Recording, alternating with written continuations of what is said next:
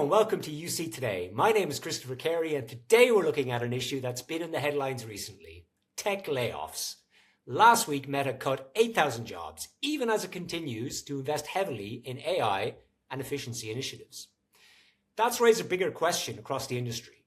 Are these job cuts actually being driven by AI, or is AI becoming the narrative used to explain a broader wave of restructuring in tech? To help unpack that, I'm joined by Aidan Cramer, co-founder and CEO of AIApply, a recruitment platform focused on AI-powered hiring tools. Aidan, great to have you with us today. How are you? Great to be here. Absolute pleasure. Very well, thank you.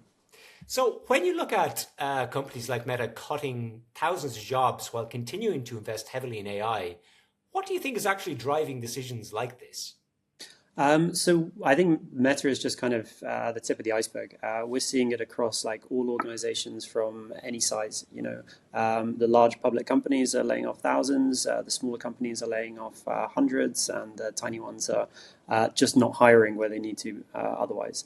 I think like it truly is AI driven. They're investing resources in automation that is directly replacing human labor. So I don't see this trend turning around anytime soon.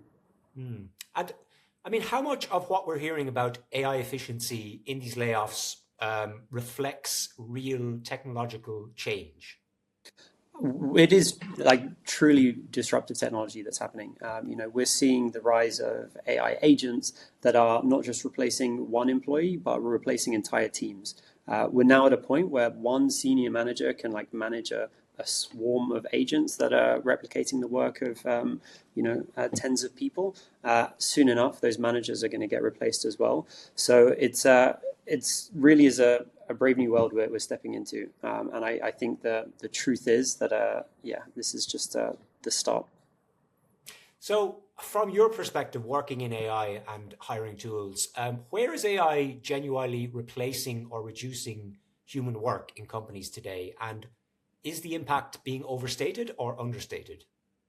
So internally, companies are using it to replace and outsource or replace functions that they would typically outsource. Started off with a lot of admin work. Instead of hiring someone on Upwork or a remote VA, they're replicating that with tools. It's now being transitioned into a lot of engineering. So that's kind of the forefront of the race at the moment, building coding tools. Obviously, Anthropic with Claude Code is growing faster than we've seen any company grow before in history. And that is making the best software engineers, 10 times better than they are. But it's also meaning that you need 10 times less software engineers. So the role is not going away in the short term, but it's allowing companies to find the people that are native and fluent with these skills because they're able to use them to do the work of many other people. And now we're seeing it across all functions.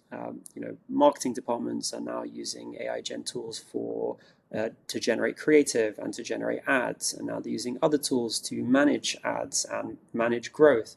They're using them to write blog posts and generate SEO. These are things that typically would require huge internal teams or at least investment in agencies that would be running these teams independently. So when big companies aren't hiring or they're not hiring agencies to perform work, there's just a gap that's currently being filled with technology. And that technology is being developed and run and scaled by like the hyperscaling LLM providers, the Claude, Meta with the open source models, and OpenAI. And so the winners are the people that are learning these skills and being the managers of these tools. But sooner or later, that transition is going to keep going further up the value chain. When companies attribute layoffs to AI or efficiency, how closely does that public explanation usually match what's actually happening inside the business? So from what we're saying, it's in the majority of cases, it's a direct match. These companies are generally making redundancies because they have less need for the people that were previously hired to do roles that now AI is doing. Now, of course, some companies are using it as an excuse to make layoffs that they have wanted to do for a while. Maybe they're restructuring, maybe they're got quarterly earnings coming up, and it makes sense to change the rhetoric. But generally, like we're truly seeing disruption here. I think the issue comes where you get companies like Square, Jack Dorsey's company, I believe, who make a ton of layoffs due to the impact of AI, and their stock price goes up 20% overnight. So you get an incentive for large public companies to say that they're preparing for the AI disruption wave by laying people off, and perhaps they're overstating it. But generally, we are seeing this technology is incredibly disruptive.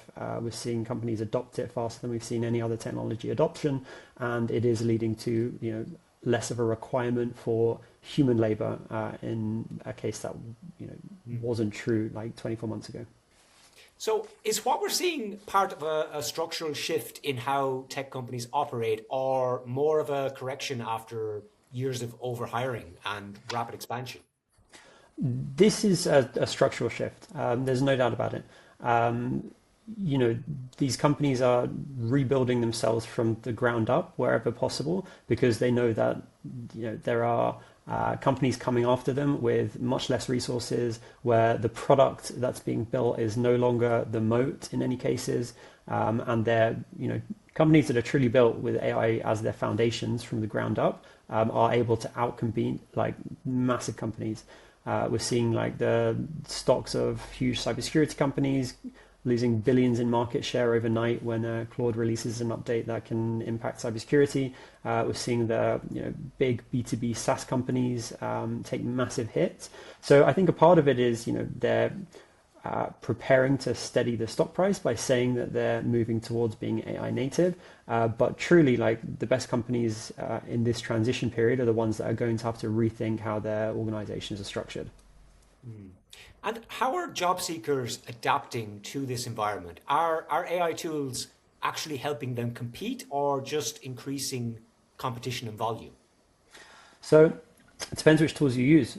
So we have consumer-facing job seeker tools. We help people find and apply to relevant matching positions. Now, our tool is very specifically focused on pulling in every single available job on the internet to make sure that we find what is a good match for an individual job seeker. However, there's other tools on the market that are much more focused on spray and pray, sending thousands of applications, hoping something comes through that's a good fit. And that's a net negative for the employer, who's then losing good candidates in the mess, and the job seeker, who generally 99% of job seekers don't want to land in roles that aren't a good fit for them, or don't want to be having interviews where they're not relevant for the position. So we're definitely in a state of flux in how job seekers are reacting and the tools they're using to navigate this new market. But that's just the matching side. If we do see these dynamics keep accelerating, where the supply of job seekers is starting to far exceed the available opportunities, job seekers are going to have to start to rethink what they'll be doing in the world of work. We're starting to see a rise in one-person solo companies. People are able to build and test products and make money online in ways that wasn't possible before.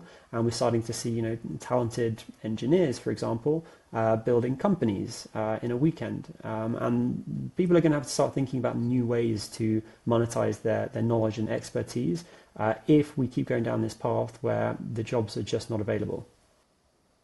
So if we fast forward a few years, what do you think we'll say was the real driver of this recent wave of layoffs? Do you think it'll be AI disruption, financial discipline, or something else entirely? I think undoubtedly we'll look back at this era as like the very first innings of a very large cycle of AI disruption. I think we're just scratching the surface. We're still in the early inflection point, and as these models improve and their capabilities improve, and they start going up the value chain in terms of what they can do, and people's skill sets are being overtaken at a faster and faster pace, we'll look back at this time and it will seem crazy that it wasn't obvious how this was all going to play out. So I unfortunately think that we're still in the very early innings of a very big cycle that's going to accelerate very quickly and be incredibly disruptive to the job market. And do you think that we're going to see more tech layoffs this year? I think we're going to see a lot more tech layoffs this year. Any particular areas? All of the B2B SaaS companies, so anyone selling kind of enterprise software or business software, the CRMs, these kind of tools that have relied on their product and technology and teams of engineers being their moat, are getting massively disrupted. The billion-dollar cybersecurity companies are going to face mass disruption. I think the companies that will be safe are the ones that have kind of consumer loyalty and real brand and add value to consumers as a whole, because consumers are going to be the ones that are still reaching out for trusted parties to spend their time and resources. But it's going to be an interesting journey. Interesting indeed. Aidan, thank you very much for joining me today. And if you like this video, please give us a like and a share on social media, and we'll see you next time. I've been Christopher Carey for UC Today. Thanks for watching.